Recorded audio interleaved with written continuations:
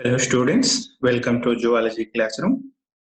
This is Yel Mahesh, Assistant Professor of Zoology from Tara Government College, Sangareddy. In today's class, we are going to discuss about Elphidium structure and reproduction. Before entering into the topic, let us know the classification details of Elphidium. Elphidium is a foraminiferan. All the foraminiferans, they are having shelled bodies, and their shells are having many pores on their bodies. As they are having pores on their bodies, the group got this name Foraminiferida. And this Elphidium, it belongs to phylum Protozoa and subphylum Sarcomastigophora and class Sarcodina, order Foraminiferida, and genus Elphidium. And there are several types of species are in this genus. And the habitat of Elphidium, mostly all these Elphidia, they are marine forms. They live in seas, and they found abundantly on the bottom of the sea oceans. And they are not free living animals. That means they do not freely swim in the water. Mostly they live on the bottom of the seas. And it is found that creeping about on the seaweeds, they creep on the seaweeds to a depth of 300 fathoms. And 1 fathom is equal to 1.8 meters. And some of the Elphidia also occurs to live in brackish waters also. Coming to the structure of Elphidium, first of all, let us know the shell of Elphidia. As I have already told, all these organisms, they are having a shelled body, and that shell is having many holes or many pores on its body. So shell is a very, very important part in these organisms' structure. And all the foraminiferans, the body of them is covered with a hard and translucent shell. And these shells are made up of calcium carbonate. Mostly, the shell is made up of calcium carbonate, and along with calcium carbonate, some amount of silica and some amount of magnesium sulfate also will be there in the shell. And the shells are biconvex in shape, and polythalamus are multilocular. That means many chambers are there. Even though it is a single-celled animal, it is belonging to protozoa. That means it is a unicellular animal. But the body of these organisms is divided into many chambers. But chambers are not equivalent to cells. Even though they are having many chambers, all chambers are interconnected with each other with holes. So in this diagram, we can see that this is a Elphidium line diagram. And this is the third marker, marked with third number. This is the first chamber. First chamber is called as prolaculum. And later from this prolaculum, many chambers are there, like it's 2, 3, 4, 5, 6, 7, 8, like this. Many chambers are there. So if we carefully observe this diagram, the successive two chambers are separated by a interchamber septum. So this interchamber septa are perforated. So they are having connections with each other. Even though they are having many chambers, the chambers are not separated with each other. All chambers are linked with each other with these perforations. Hence, we cannot consider the chambers as separate cells. Even though many chambers are there, but all the chambers are connected with each other, so that the organism is a unicellular only, but not a multicellular organism. So like this, the shell on the whole, the shell will look like a biconvex in shape, and polythalamus are multilocular. That means many chambers are there, and all these chambers are having perforations. and these perforations, they link all the chambers with each other. And surface of the shell, as I have already told, it is having many shells, and it is chiseled. That means different types of ornament like structures can be seen on the surface of the shells. So depending on the species, these chiselings or these outer structures will be different in different species. And all the chambers of the cells, the shells are V-shaped, and they lay down serially one after other, and they are arranged in flat spiral manner. So, and the wall of the chambers overlaps the previous wall. That means the one wall or one chamber will overlap the previous one. So, in this way, all these are called as equitant chambers. And there are some overlapping portions are also present, and these overlapping portions are called as alar processes. And only the last chamber is visible from outside. So from outside we can see only the last chamber. The hinder margin of each chamber has a row of numerous minute and backwardly directed and hollow blind protoplasmic pockets. And these protoplasmic pockets are called as Rittel processes. So like this, each chamber, in the margin of this each chamber, they are having these perforations. I have already told about these perforations. All these perforations, near the perforations, they are having minute and backwardly directed. All these are backwardly directed, okay, and they are hollow and blind, and they are protoplasmic pockets. So they are filled with protoplasm. So these are called as Rittel processes. So through these Rittel processes, all the chambers are linked with each other. And adjacent chambers remain separated from each other by this perforated septa. So these perforated chambers, these perforations are Rittel processes. They will separate the this thing.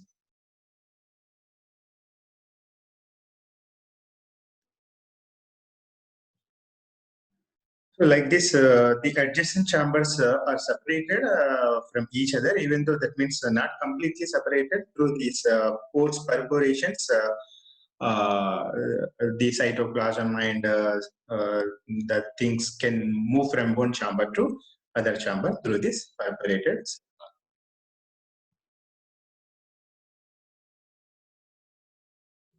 So next, the chambers are interconnected, are communicated with each other with this septa. That's that thing as we have already discussed.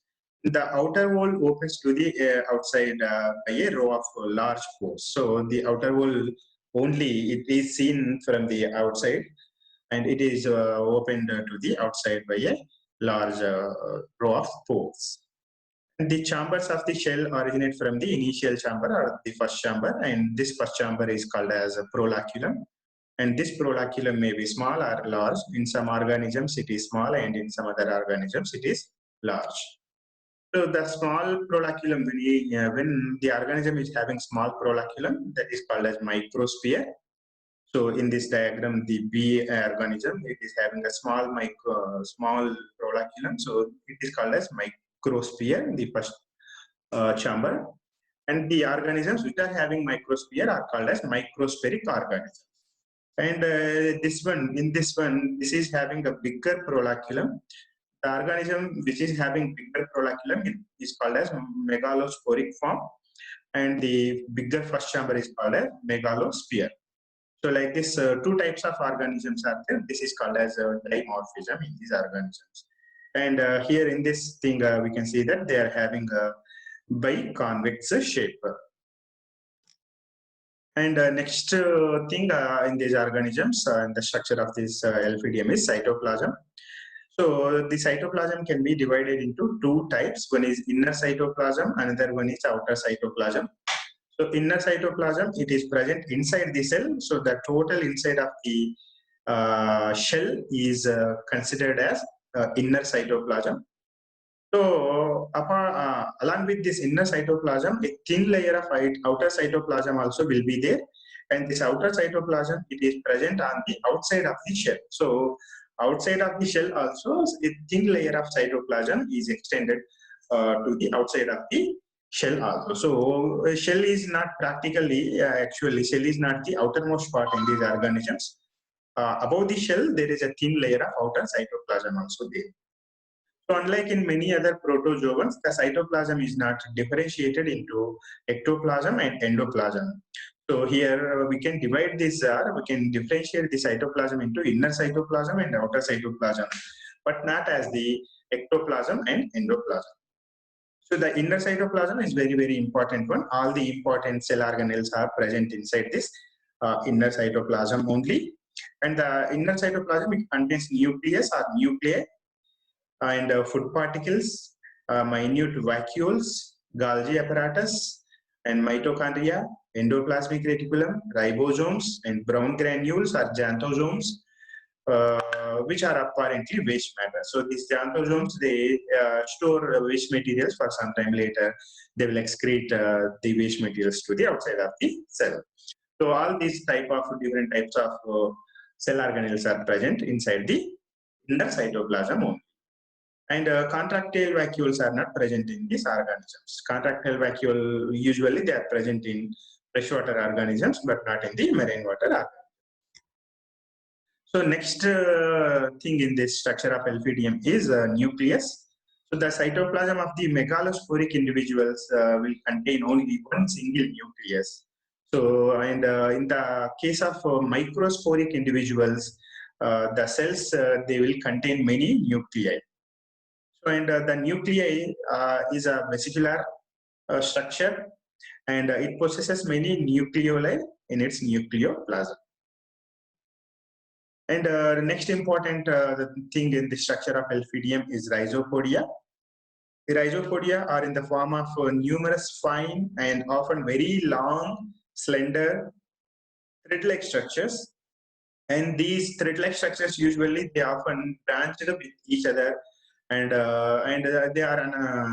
they form anastomized structures also, like reticulate structures. So this type of pseudopodia are characteristically called as reticulopodia. So all these are anastomosed with each other, otherwise they form a network-like structure. So when the pseudopodia are formed into a network-like structures, that type of pseudopodia are called as reticulopodia or rhizopodia or mixopodia. So reticulopodia, rhizopodia, mixopodia type of pseudopodia are present in this Elphidium and in many of the foraminiferans. And these each rhizopodium is made up of an inner fibrillar axis. So inside each of these rhizopodia, in the center of the rhizopodia, there will be a axis, fibrillar axis, and outer fluid-like cortex will be there. And the structure is similar to the flagellum or cilia structure of the many protozoans. And the streaming circulation of cytoplasm has observed in this rhizopodia.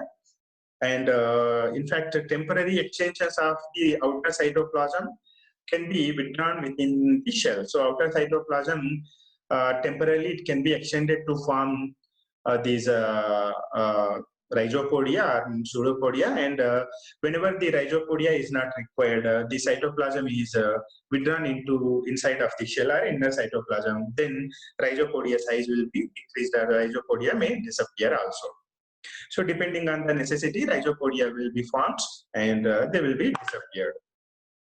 However, these are locomotory in function. So these rhizopodia or mixopodia, they are locomotory in function. They help in locomotion, as well as they also help in capturing food particles. So in this way, they also help in nutrition also.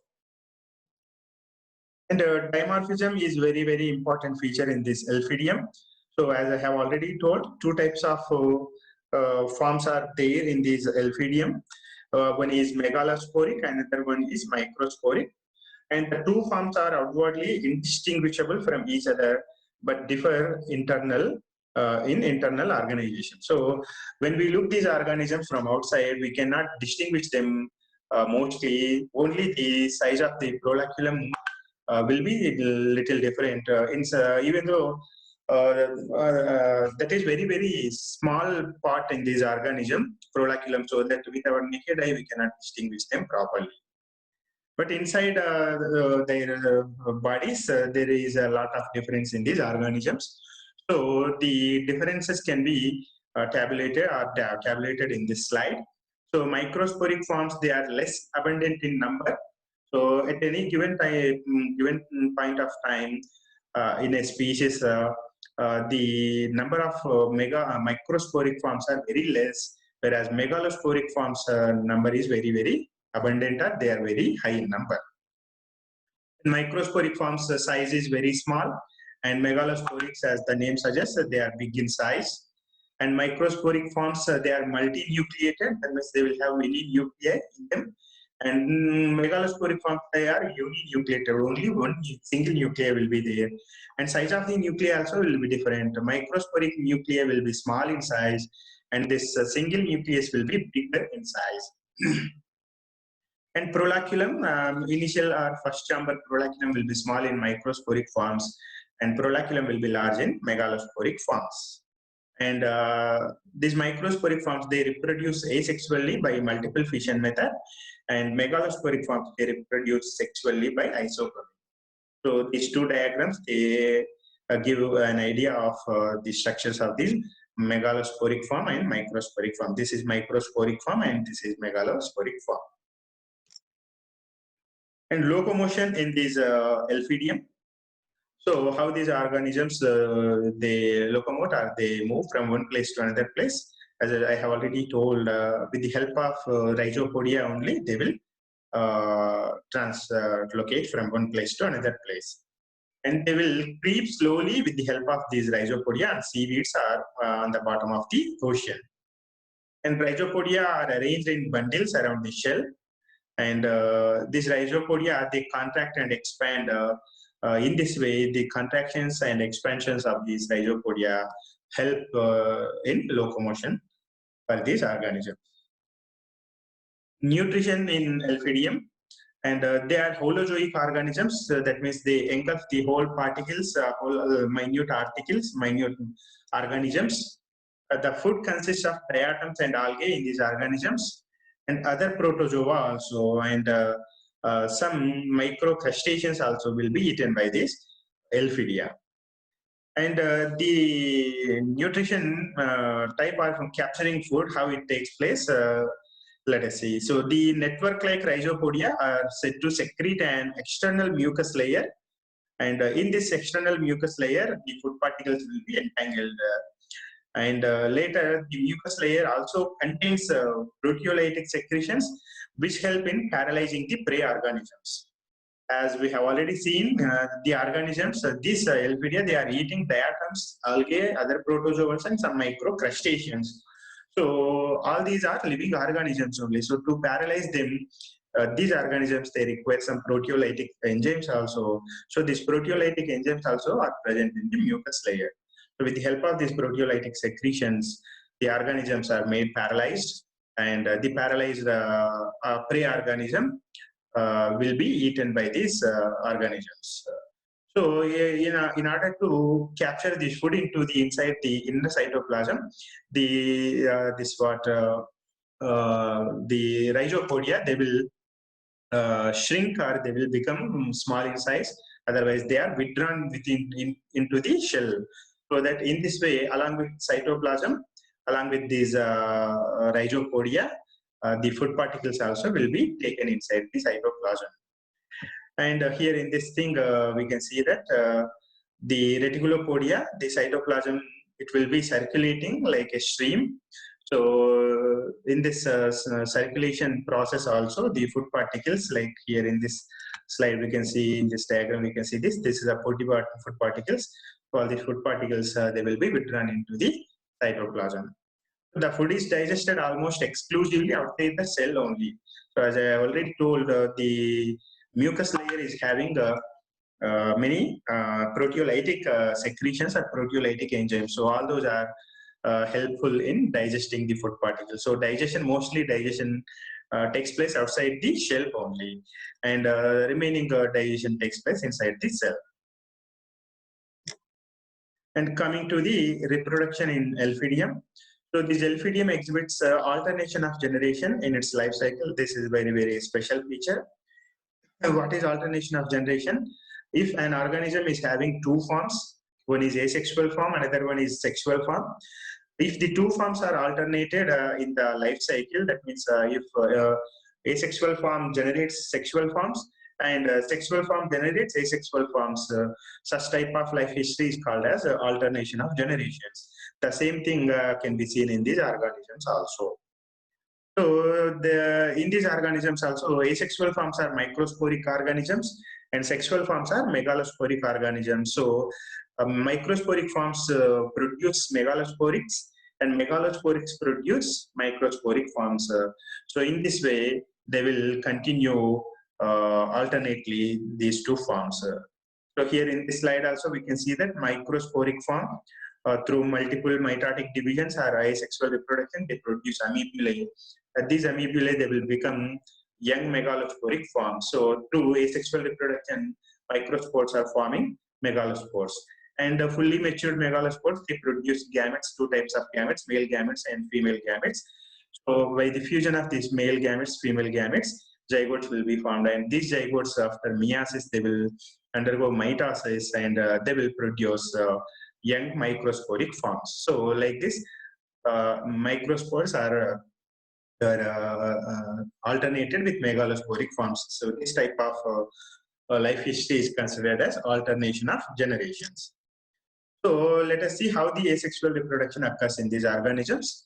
As I already told, microsporic forms reproduce asexually, and the asexual reproduction method is multiple fission. So with the multiple fission, they produce a lot of amoebulae.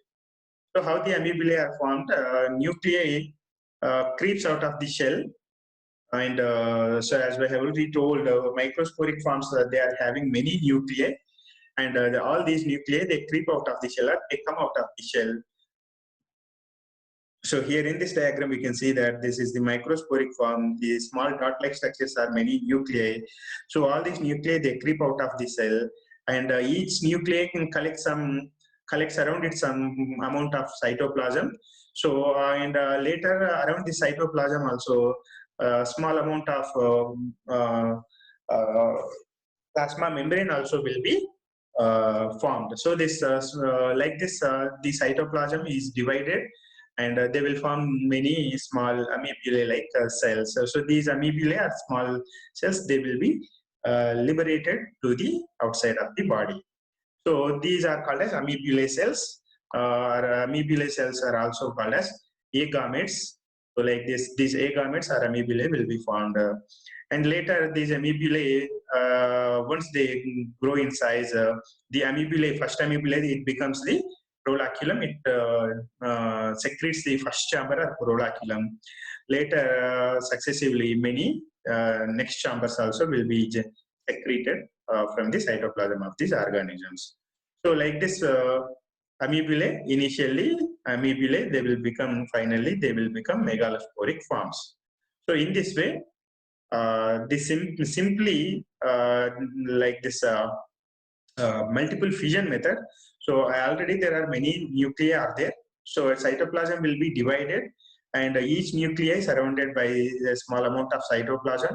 Later, the plasma membrane also, it will divide, and it encircles each piece of this cytoplasm, encircling the nuclei. So like this, many small data cells will be formed. All these data cells are called amoebulae. So a very, very simple type of multiple fission is seen in these microsporic forms. So through these microsporic forms, through this asexual reproduction or multiple fission, megalosporic forms are formed. So coming to sexual reproduction is seen in only these megalosporic forms. Syngamy or conjugation are the two types of reproduction methods that's seen in these organisms.